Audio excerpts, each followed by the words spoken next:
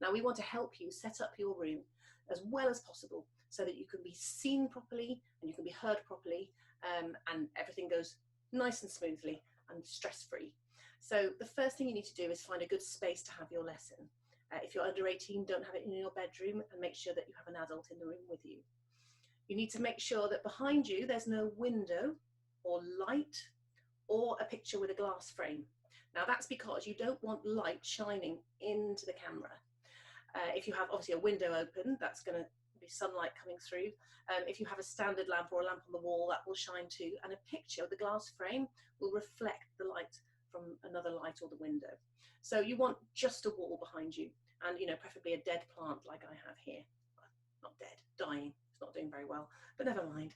So let me show you what happens if I have a window over here and I've got the blinds down at the moment and I've got a light on above my head.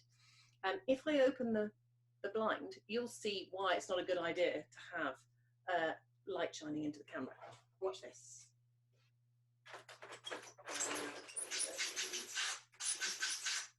Yeah, not going to look very good for me, is it? Right? Going to be hard to see me, hard for me to see you as well.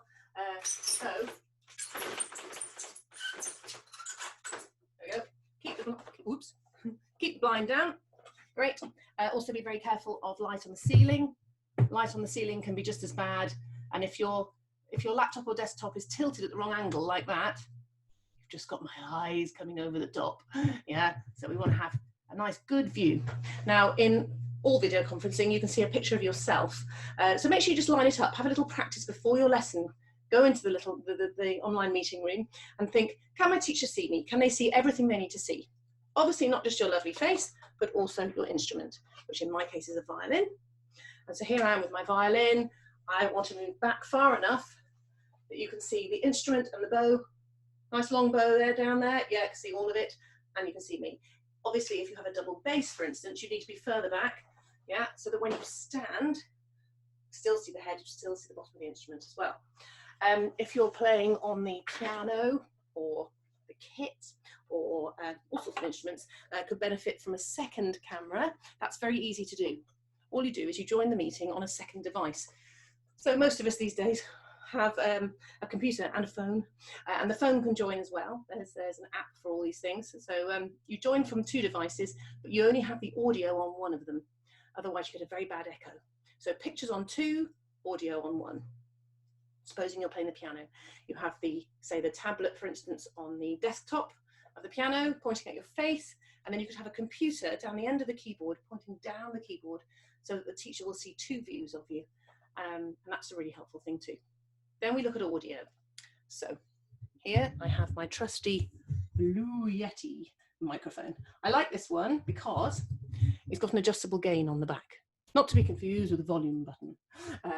Gain control there, turn it right down, and then place it fair distance from you. You don't need the microphone right up by you. In fact, it's better not to. Often I find myself, if I have a microphone without adjustable gain, like this little one here, I find myself putting it behind the computer or under the table, just to give myself a bit of distance from it. You need to play around with it. Yeah, so meet a friend online and get them to listen to you and alter where it is and find out the best placing for the microphone for your instrument. Another thing which helps, I've done it, oh, down here. Another thing which helps with audio a lot is headphones. Don't underestimate the value of the good old headphones. Now you're probably thinking, I can't play if I've got my ears covered, but like they do in Abbey Road Studios, you simply put them on one ear, like that, okay? So one ear, that's the teacher chatting to me. That one there, I can hear myself playing. La, la, la. Very nice, okay? Feels weird for about 5 minutes, and then you completely get used to it and it's fine. Bluetooth headphones don't always work. You might need to experiment a bit. You also need to tell the video conferencing system you're using that that's what you're using. So you need to go into the settings and tell it that your speakers would be the headphones and your microphone would be your Blue Yeti or whatever, or inbuilt audio will just be the computer ones. So the computer microphone and speakers. So you need to tell it which one. Some of them will automatically pick up the right ones, but most of the time they don't. So try and get those settings sorted out. Fabulous. There was one other thing I was going to tell you. Can't remember what it was.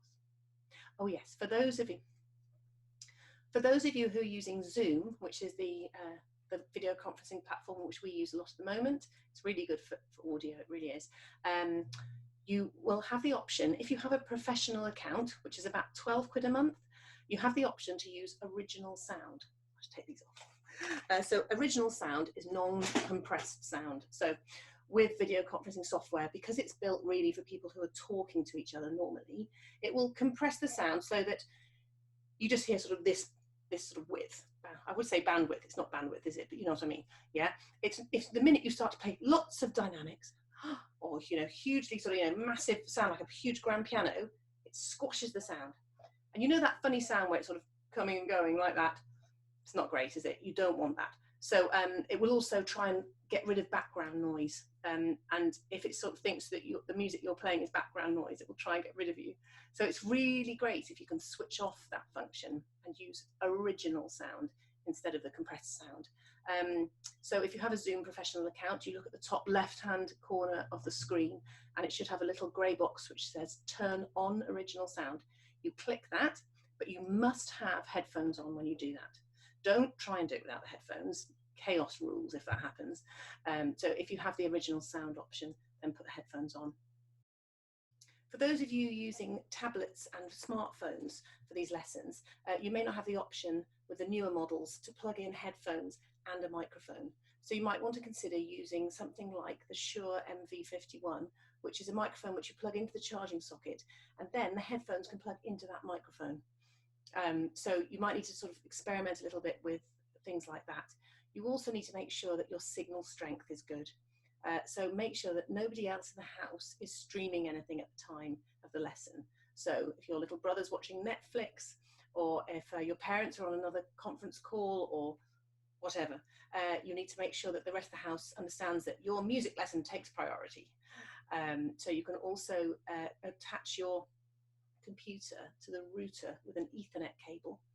So Ethernet cables are really cheap. They're just a few quid from, so, you know, an online retailer like Amazon will stick one in the post to you really quickly, or maybe not at the moment. Anyway, you can wire your device into the router rather than using the Wi-Fi.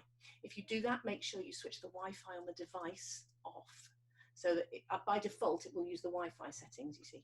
So plug it in, switch the Wi-Fi off on the device, good to go. If you can't do that, you can just be near the router. The nearer you are, the stronger the signal. If you're in a house with big thick walls, it's going to be harder for the signal to get through to you. So I hope all these things will help you in your online learning journey.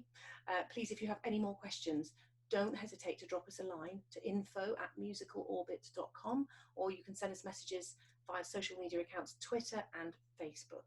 So keep going, everybody. We're very proud of you. Well done.